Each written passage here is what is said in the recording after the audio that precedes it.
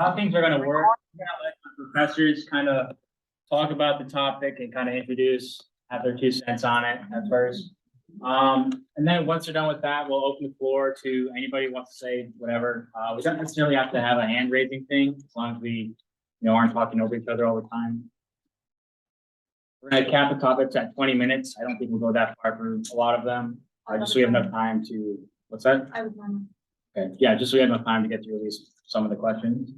If time allows, though, at the end, we can come back and revisit some of the topics or even talk about things. Open floor. So. Yeah, catch Andy at New York guard. So you really don't. And then just the simple rules, please be polite, nothing's personal here. We're allowed to disagree. Please don't shout. Good that you write that down. I wouldn't have thought about it. And try not to speak over other people. Again, we're not gonna have mean? like that. We're not gonna have a hand raising thing, but if we have to, we can implement that. It becomes a problem, so. I think this is the first topic. So the first topic is why should we fund space exploration? Oh, sorry. I'd like to introduce our professors, Dr. Andy Freed from EAPS and Rafael Lang from Phys&Astro. You guys want to say something about yourself or? Good? All right. I guess we'll just start then. Why should we fund space exploration? So I actually did a research project on this for conference 17. Sorry, we're gonna let the professors say their 2 cents first and then. No, go for it. Come on. Don't you? So much better. Okay, yeah, go for it, I guess. Yeah, so I did a project on this for my conference 17 class last summer, and like the biggest reason I have is that space exploration has brought us a lot of like innovations that we use in our everyday lives, such as Velcro, I believe is one of them. Like a lot of foods like freeze-dried foods, like Tang is one of them. Sometimes it's not a mix, but you know what I'm saying. There's a couple others too. Can't remember off the top of my head though. So then, given that we spend $750 billion on space exploration, well, actually Apollo was a trillion by itself, right? So a couple of $1 trillion is Velcro worth a couple of $1 trillion.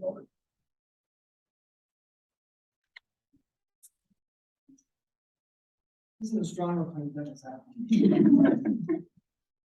I think you're losing that.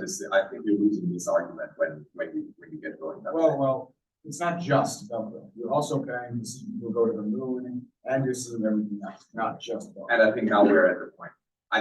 From my point of view, to answer your question, and I just use it as a segue, so thanks for allowing me to jump in. I think if you want to get space exploration at its most foundational basic level is about basic exploration. It's like foundational basic science, the same thing. Once you start arguing about direct benefits of products that come out of it, I think you've lost the debate. Because that cost is always, like what, $2 trillion for Velcro and Teflon? Come on.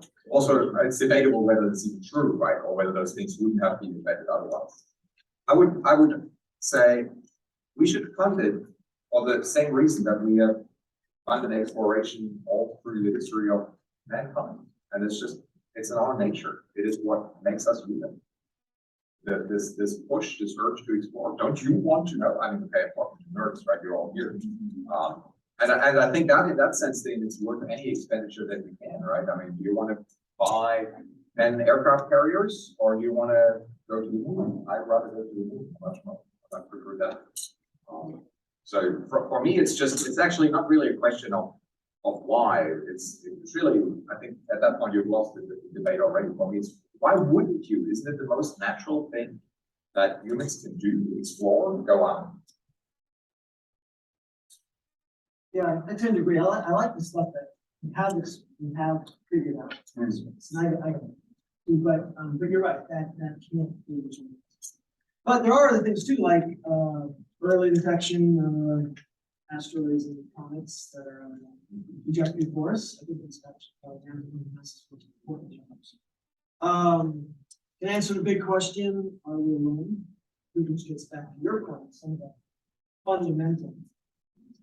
I think it's an amazing way to excite kids into STEM, which is a feature of all science and engineering. So That one's really good. And really, I think the number one answer, it's in our nature to explore and to seek out, figure it out. Even if there's no material benefit from it, it would be really sad to stick our head in the sand and not try and figure out. And it's interesting how I think substantial this is, right? I mean, sorry to say, but fucking Russia is invading Ukraine, and yet at the International Space Station, we're still working together. Not very much longer. No, not very much longer, but you know, since a few years now already. I mean, if you now go up there, you're still going up in a Soyuz rocket, and so it is a channel to talk to each other. So it's a channel, but nobody's watching. We're not working with the Chinese. So I agree with you, but we're not taking advantage. We're about to not work with the Russians. We're already not working with the Chinese. Yeah. I submit a proposal to NASA, and there's a box that I have to check that promises I will not work with or share any of my data with anyone from China. That is just ludicrous. We absolutely should be working together. We really need to go to the Star Trek realm, but it ain't.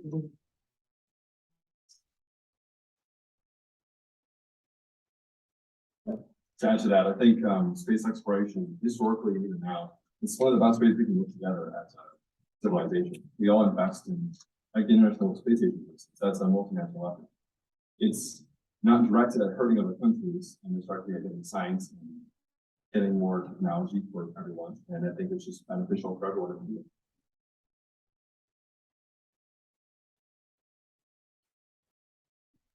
But to play devil's advocate a little bit, generally space exploration is funded by a government of the country.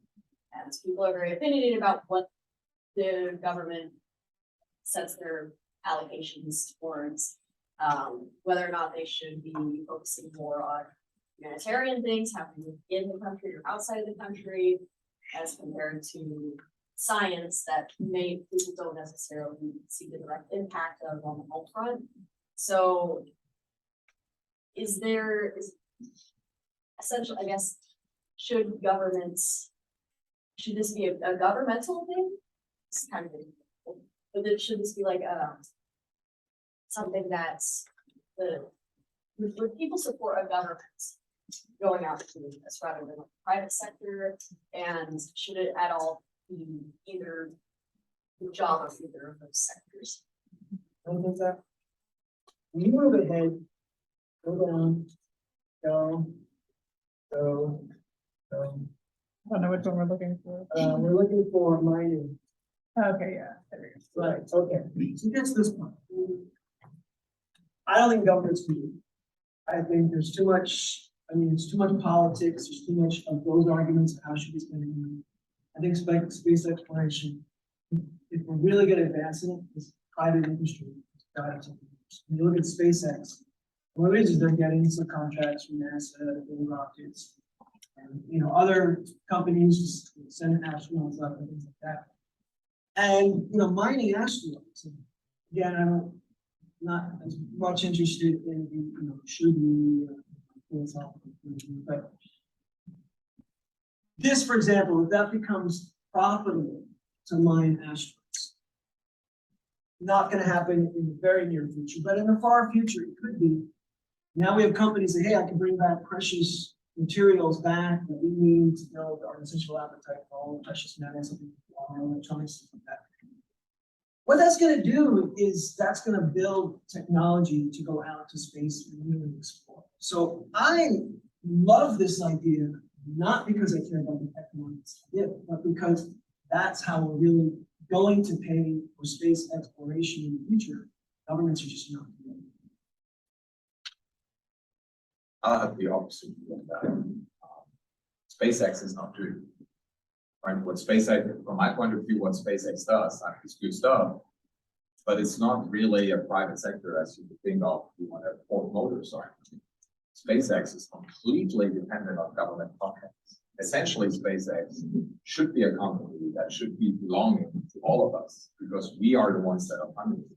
And instead, what is happening? SpaceX puts in an extra layer that's called Elon Musk, which is sitting there to take the risk tell me what the risk is if you get money from somebody else and you spend it on something, you know, I mean, where's the risk in that? But it's taking the risk at the, with the benefit for him to rake in the billions that he's going to make on all the technologies that he's developing with taxpayers' money now. I think it's exactly the wrong way. I think SpaceX should be, really in its core is a government agency that is belonging to all of us because we're paying for it, except that any revenue that comes from it goes to the pockets of a few super rich. So while I don't disagree, I think this is a necessary phase to go through, including in mining. The only way the mining industry is ever going to take off is if government helps them with the technology, government helps them with the initial funding and stuff. Just like you give a company a loan and you help them get going, and then once they develop technology, and SpaceX could someday become profitable and not take the money from the government. They were mining. Last I looked, there were 4 companies that were exploring this long term. I don't know if it's still in business or not, but they're going to need a big help from the government to get going. So I see this as a necessary thing. We're not in the private industry phase yet. I totally agree. But this is the thing we have to go through to get those companies to mature enough to actually turn a profit without making money. There's just in agreement with what you were saying, there's this nice line that tracks back to Silicon Valley and the success that we have there, essentially directly to the Apollo program and the computing that was before that. Ooh, a product that came out of space exploration. Yeah. I think that's a very interesting conversation we're having, but I would like to respond to what she said earlier, regarding the very first slide about why we explore space. Building off of that, I think there's also a very interesting question, which is why do we explore space? Sometimes there's an is-off gap there. And we were talking a lot about various ideal reasons of international cooperation, but one of the main reasons in the past for exploring space has been the very opposite, international competition for diplomatic reasons and the space race, or at the very World War II, like rocketry was being developed directly as a weapon. Scientific experiments were very far second. Oh, I would agree. And I mean, space, what is it, space? That's the new armed force. Space Force. Yeah, Self-control. Space Force, right? Space Force is not there for cooperation. So, yeah. Another point I'll add is that there's a lot of problems we have on Earth, like climate change example is one of them, and like a lot of medical things we don't fully understand. And I think by like experimenting in zero-G and looking at other planets, I would think we can better understand our place in the solar system and how our planet might evolve, and a lot of different things that humans would experience. Doing a lot of experiments about on the ISS about growing plants in zero-G and seeing how cells respond to zero-G and how animals and things evolve like that, which allows us to better understand like human evolution, our own biology as well. Climate change is a cool one. I was surprised about when I learned that. I'm not a historian, so I might get it wrong, but when is the first time that the scientist talks in TV about climate change? Yes. When is the first time that you would expect a scientist to talk on like some, whatever show tonight with whomever host talk about climate change? I mean, 2010s is what we have now, right? So 2020s is now, 2010s I think it's not really 2000s. What about 1990s? 1980s? 1970s? Really? So again, I'm not a historian, but if you just YouTube it, you'll find it real quick. Carl Sagan, one of our heroes, he talked about climate change based on what he learned and they learned from fucking Venus in the 1970s in the Tonight Show with whoever. And he warned of what is going to happen. He was asked about the biggest challenges of mankind at the time, and one of his, I think the question was directed to, at the time, 70s, right? Height of the Cold War was directed towards nuclear weapons, but he answered with climate change in the 70s. So, and that I think is, that goes back exactly right to space exploration again, because we really only learn about the greenhouse effect and Venus. Again, you will know that, the people will know that better than I do, but in about the 70s, right, in the late 60s with the Voyager probes and with sending probes to Venus and learning like, wait a moment, why is that so hot? I mean, everybody expected it to be warmer, but not that crazy hot, right? Actually, did the Russians, mirror, Oh, yes, yeah. in the seventies, it's just. Can I, since you talked about the asteroid thing, do you think that will ever be profitable? I mean, just look at the energetics of that stuff. Until you actually want to mine it to stay in orbit, I don't see this ever being profitable. Well, I mean, there are a lot of years. No, but it's just getting off Earth. That's the thing, right? Yeah, I mean, the ones I see, most of the ships and everything, in the factories are all built in space, not coming off.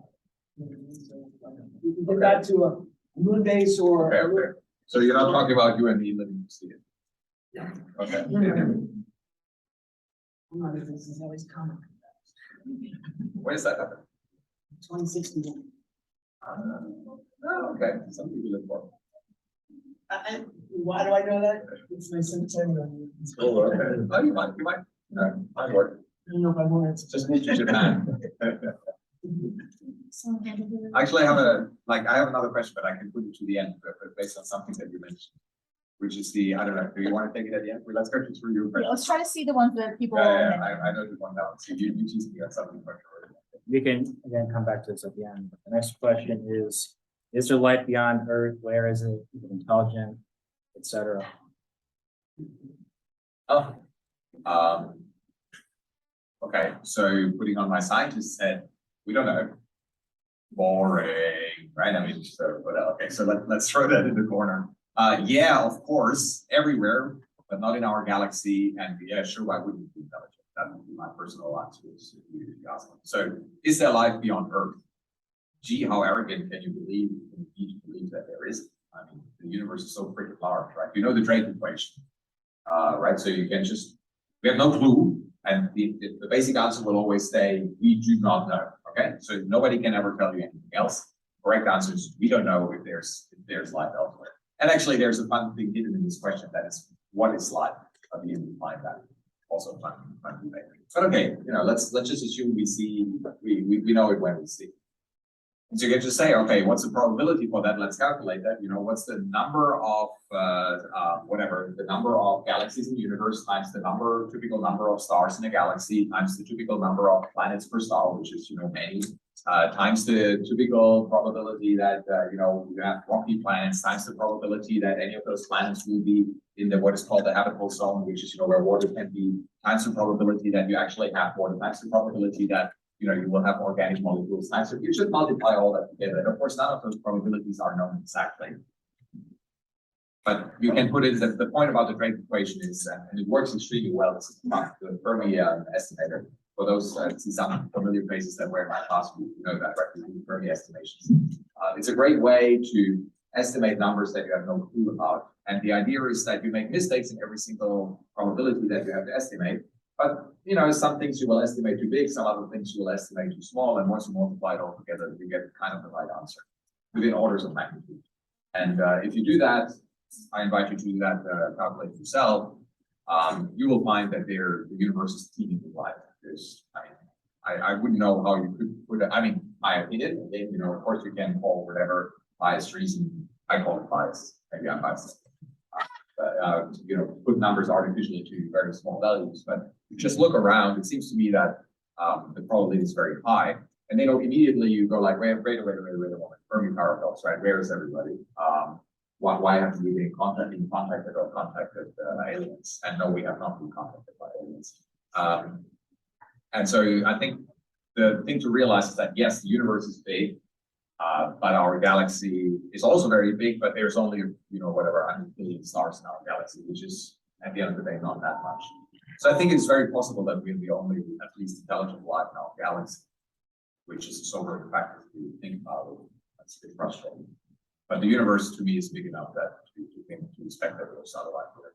And then once you have life, you know, if it's bacteria, we could also say, what is intelligence anyway, and how do you define slippery slope for you? So I would say, yeah, sure, it's intelligent. But, you know, again, the scientific proper answer is we don't know, but that's a boring answer. So, first of all, yeah, I agree with almost both. Okay, which are the ones that you don't agree with? Well, I think it's on the life that we now have. Oh, okay. But, Hey, so is there life in our galaxy? We're just wondering. What do you think? Say that again? Is there intelligent life in our galaxy? I hope so. We should all we didn't solve say, it. we didn't say it's on Earth. So, My answer still stands.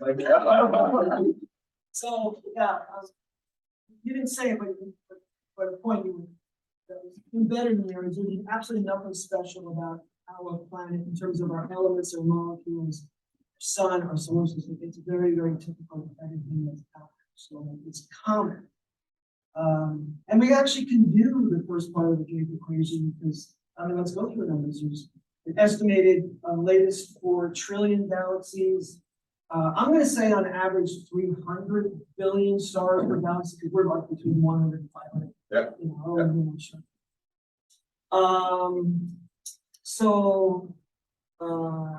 Yeah, so that's 10 to the 23 stars. All right, and then something like 25% of those are stable enough without, you know, squirting high doses of radiation on the planets. And each of those has, on average, from what we've detected so far, about 40% of solar systems have a potentially habitable planet. So basically, a 10 to the 21 Earth-like planets out there. That's an incredible number. And then you can say, okay, if only a 1 in a billion of those, you're still at like hundreds of trillions with life on. So it's a numbers game to me. I totally agree. We don't know until we know, but it would be really, really surprising. The cool thing I find is about the James Webb Telescope is it's one of the key science drivers for the James Webb Telescope, right? Because this machine is so incredible that we are now measuring the absorption lines of molecules in exoplanetary atmospheres. Again, you know, I'm preaching to the choir with what they installed. Some of you probably know that much better than I do. But it's a mid-way emission or absorption spectrum, whatever spectrum. Absorption, right? I got it. What molecule would pull in the right? Yeah, exactly. It has to be that, of course. So why is that super exciting? Is because you can imagine somebody looking at Earth, and what you would find is that there is one particular molecule that is oxygen, which is vastly out of thermal equilibrium from what you would expect based on the temperature of Earth and the distance that to be chemical composition, which is just from this generation of stars. So there has to be, if you look at Earth with the James Webb Telescope in another galaxy, in another star system, you would immediately know there's this rocky planet because of the microlensing curve, and you would know that it has an atmosphere which contains oxygen out of chemical equilibrium. And so you know immediately that there has to be a process, some chemical process that keeps that molecule out of equilibrium. And I'm very much looking forward to, you know, the time is for that discovery. That time is now. To discover those planets now when we are meeting, you know, the next years, whatever, where will we see that? Of course, there will be then a very heated debate on what drives those molecules out of their chemical equilibrium. But to even just be able to measure that, I mean, even just 20 years ago was unprecedented. So. It does actually predate James Webb. James Webb is a previous and because like one of the biggest questions in astrobiology is what are the telltale signals of life? Unfortunately, oxygen is not definitive in any way. There are just geological processes that can also do it, even if we don't have it. But that's where the state of the art is right now, is determining what do we need to see out there that we know. Things like smog, for example, is kind of unusual. But yeah, if I were going into planetary science, I would have to go in.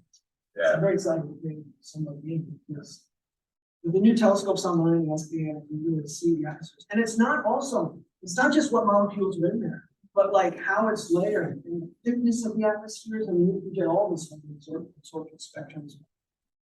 And you guys don't know how this works. Basically, their sun light passes through the atmosphere without being blocked by the planet, and then it comes to us. So that's, that's what we can clearly see what frequencies of light are being pulled out by that atmosphere. It's very, very exciting. I'd like to put this, it's an exciting time into context.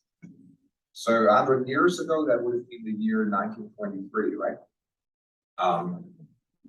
My grandparents would have been around, your grandparents or great-grandparents were around, right? Not that long ago. I mean, this is after World War I, before World War II.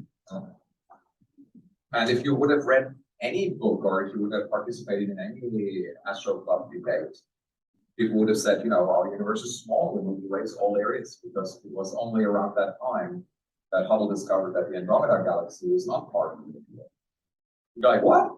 So this very notion that our universe is huge isn't even 100 years old. And now just fast forward to the statement that you just made of how far we have come in 100 years, and then look at your life expectancy, how much further we are going to come before you are going to be grandparents. I'm really, that's for me, that's why I'm so excited about it. The progress is so incredible fast, particularly in cosmology, we're really completely flipping upside down everything that humans ever thought they knew about the universe. Let's take that into this question right here.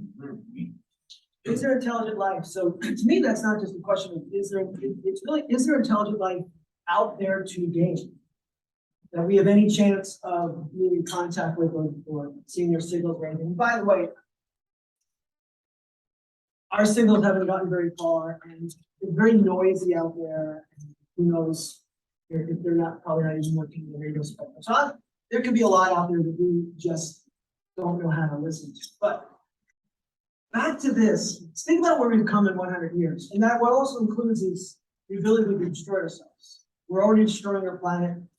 We got how many nuclear weapons and stuff. I think there might be a life expectancy for intelligent species. Do you really think it's rhetorical? Are we going to be around in 5,000 years? In 5,000 years is an eternity compared to what we've done in the last 100, right?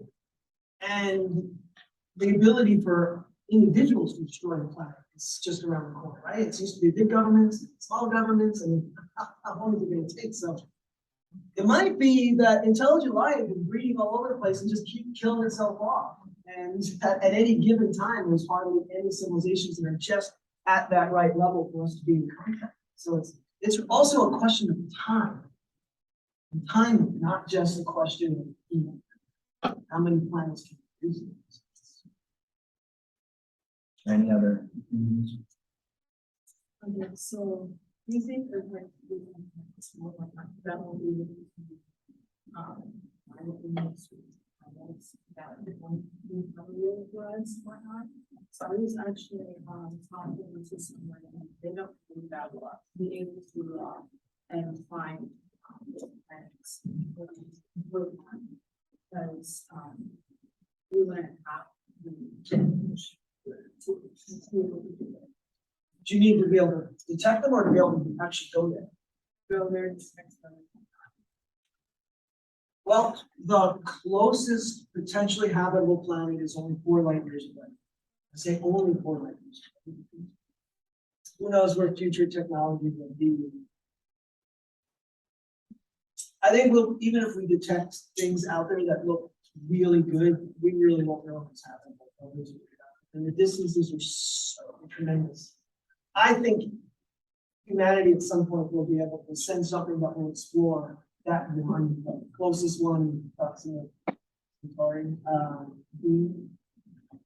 But yeah, I think we'll kill ourselves off long before we have to do it. Put ourselves in hibernation, fly off for 10,000 years to solar place. We got to take care of it. That's for sure. Not us, for sure. So there are several different organizations that are like focused on trying to contact extraterrestrial life, like not just receiving this specific about. Would you say that that's like word for Right. risk? That's one of the other questions. Yeah, that is. Oh, We can jump to it. Yeah, Let's jump to it. Let's jump to it. This one. There we go. Okay. Sorry, what was your question? I think I actually asked this one, like, getting Oh, okay. old, so, So what do you think?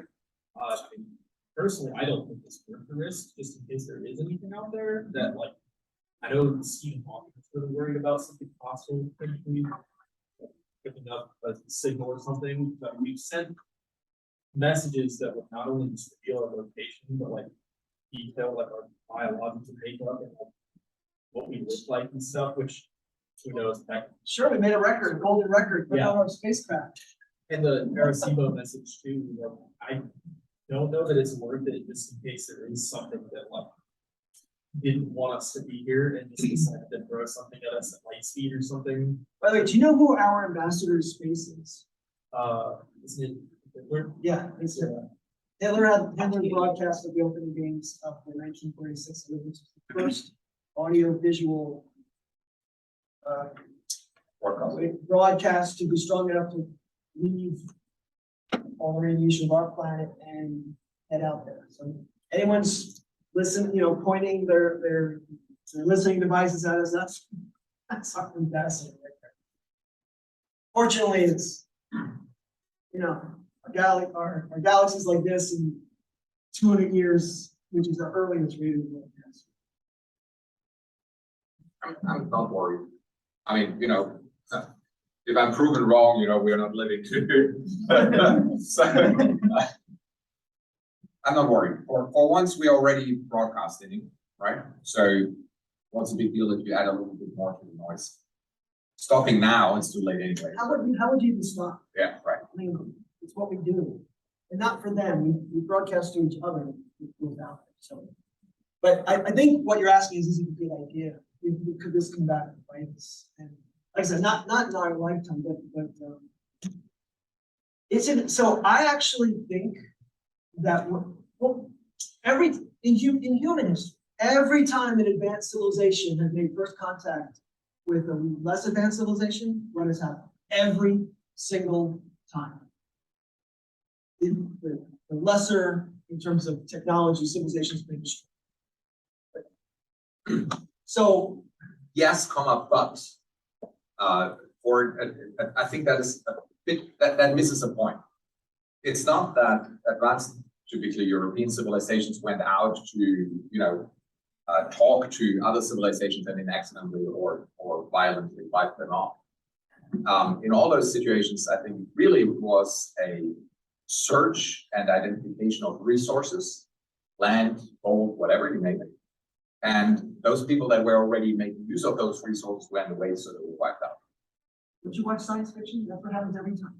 Yeah, okay, so and that's why I'm not worried, because now coming back to the issue, it seems to me that the resources that we have here, I mean, again, as you said it yourself, it's a totally average planet. There's nothing unusual about it. I wouldn't know which resource we have here that if somebody else would want it, would need us to announce that we are here inhabiting this resource for them to know that this resource is here to come and get it and kill us off more or less accidentally in the process.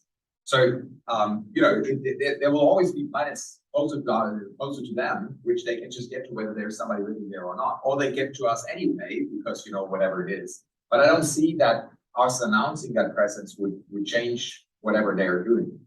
Rather than I would go on a different way, and that is, then at some point it would. So if you take the resource question out of it, because you say they wouldn't come because they would need the resources, because there's easy ways to do that.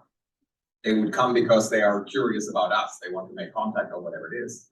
At that point, I would go with another. I mean, for us, that technology is clearly way beyond. So I would go with another picture, and that is, if you go to whatever a zoo.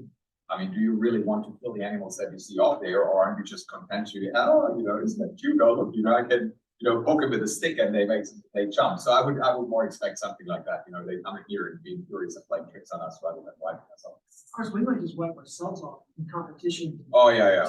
Well, right now we're doing a really good job at that. Right? Yeah. So, aliens are coming. No, we're gonna be. No, we're gonna be that.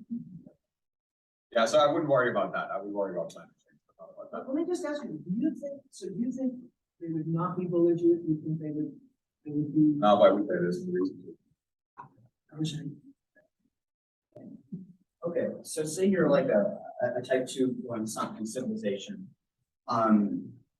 Your planet, one of your planets. Do you want to explain to everyone else? Sorry, type 2, type 2 is you're able to like harness all the energy in your solar system. You could probably travel between solar systems, and exploring the galaxy on your way to controlling all of the galaxy. Threats to you at that point are going to be either internal, in terms of like we think about Earth being destroyed by ourselves, or being destroyed by another civilization. Because once you get big enough, even if you lose a planet, it would be terrible, but you wouldn't be destroyed. So at that point, the idea of any other life, intelligent or not, could become, even if it's not now an existential threat. You receive a radio broadcast that's whose origin is thousands of years old. You don't know what the other guys. Maybe they're thinking the same thing we're thinking. Well, we better at least, if not take them out preemptively, build some massive form of deterrence against them. Because there's such a long time in between communication and in between finding out. And yeah, I think any extraterrestrial life does represent an existential threat to any other, but it can also be existentially beneficial. You guys are a really good book on this free body problem. So there it's a little bit different because it's the oppository and the four these questions get asked, but it is interesting how both sides deal with it. Super. Any more thoughts? I guess the conclusion of what I'm saying is perhaps when considering extraterrestrial life, we might want to box off to carry a big stick. We might perhaps have some means of defending ourselves if we need a belligerent civilization. We're gonna move on to the next question. Again, we can come back. Yeah, fine. So should we colonize Mars or terraform Mars? Should we be sending people there long term? Okay. Should we colonize Mars? So that really depends how we define colonize. So yeah, I'll go back to human nature. Everything that we could reach, we have touched. That's what we do, right? So as soon as we can reach it, we're touching. We're going. You can debate all you want, but it's that we don't have like one government here, right? And we don't do it, someone else will do it. So we're going. If I were to I would define colonization as a self-sufficient community, and I think there's a time limit on that because I don't think it's hard to develop a self-sufficient community, but when things start breaking down and they're years from help from Earth, they might not last forever and stuff.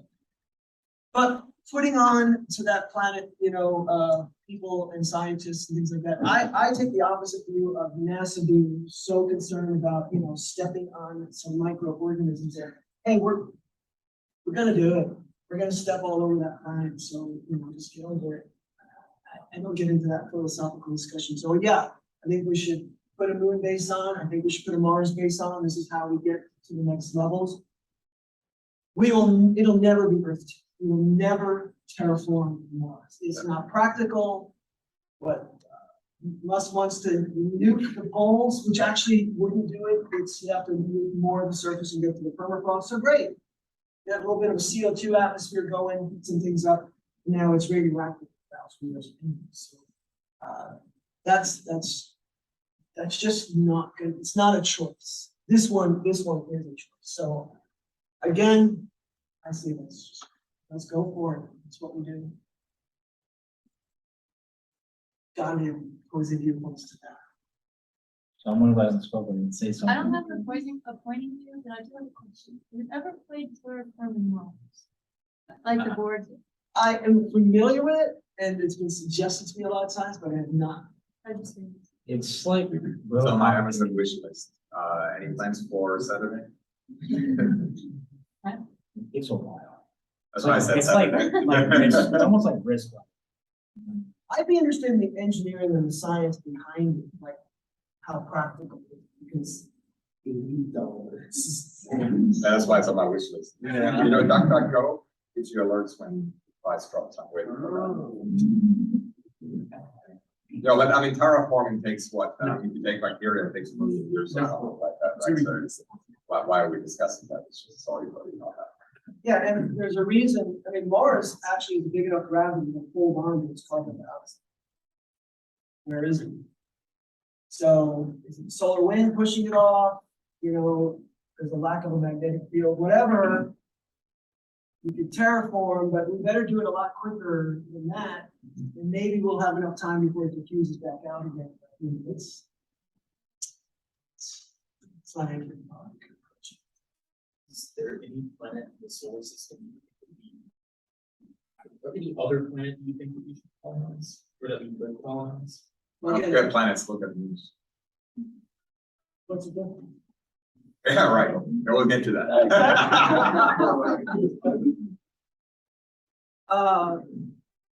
Well, again, as long as we're talking about colonization, it's just putting feet on the ground and, you know, carrying our oxygen and our pressure and our water and our food and our radiation protection, everything else we need. I think we should colonize every body that we can get on there, you know, check it out, learn about it. I mean, let's not throw our tin cans around. Yeah, space exploration.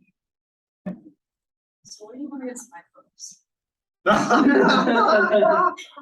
Nothing, I wanna know if they're there, you know, I mean, I think that's the most exciting thing about Mars, is looking for either present or ancient microbes, but I'm not worried about killing off some microbes in our area, and I'm not worried about our area spreading out and destroying all the microbes. I just don't think there's any surface on this, in the solar system that has microbes on it, with the exception of possibly. Oh, I love microbes. Even if we just discovered microbes. Wait, but you stress the fact surfaces, so what about enchiladas or something? Oh, yeah, Oceans? subsurface oceans, I actually think is a more practical place for, if there's life anywhere in the solar system right now, I think it's in subsurface ocean. Just briefly, all of our icy moons and Pluto have, there's like 6 or 8 bodies out there that we're pretty sure have subsurface oceans, so that's underneath surface covering of ice. Now you're gonna find why is there water there? Obviously, because there's heat, mostly from tidal forces, but there also can be some volcanics. Go to our mid-ocean ridges. So deep, there's no light that penetrates, but there's a lot of life down there. Why? There's volcanism, comes up, gives the minerals, everything you need for life is down there, and it forms. So, and the heat.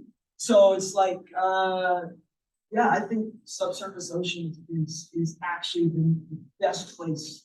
So you would agree to be careful before we step on those? Before we drill down on those? I think we should be careful anywhere we go, but it shouldn't, not to the point of stopping us. Oh, yeah, okay. I feel like you shouldn't colonize Mars, so you're not back in my history, but whatnot, we should colonize Mars just to have research stations up there. So we put research up there and do it stuff, but not like there will be parts of Mars which are owned by certain governments. Yeah, there's this colonialism in the word of colonize. Did you watch a series for Long Man of Time? Because so it's a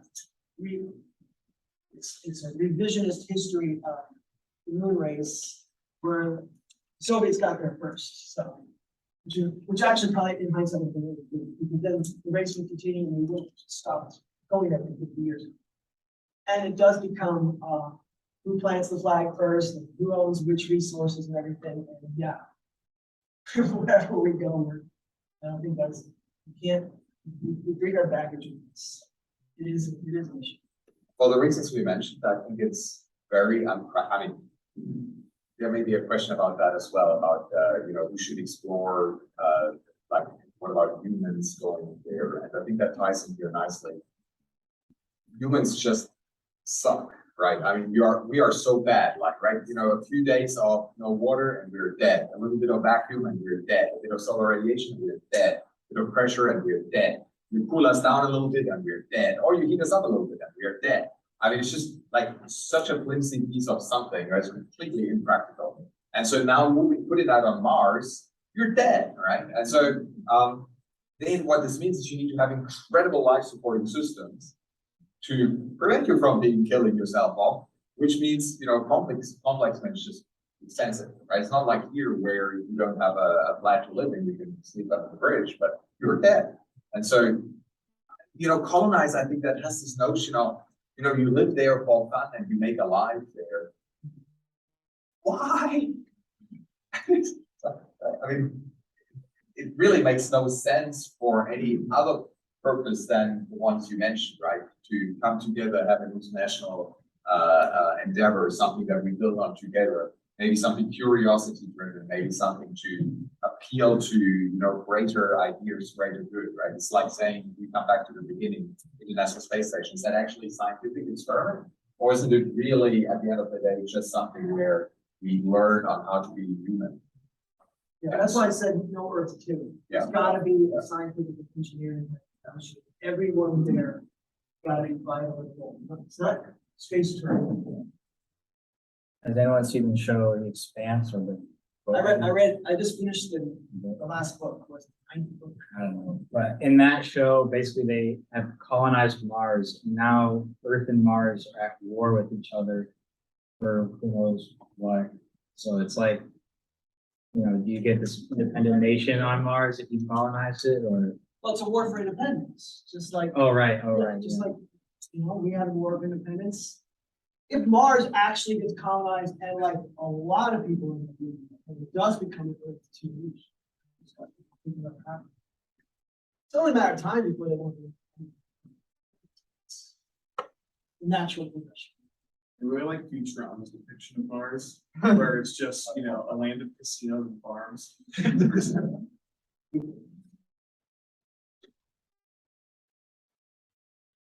All right, is there any more discussion for this one, before we move on? It's gonna be the big one. Okay, this is the big one, we all have opinions, I'm sure, so. Yeah, I have pictures of that. So, Leah told me about this question.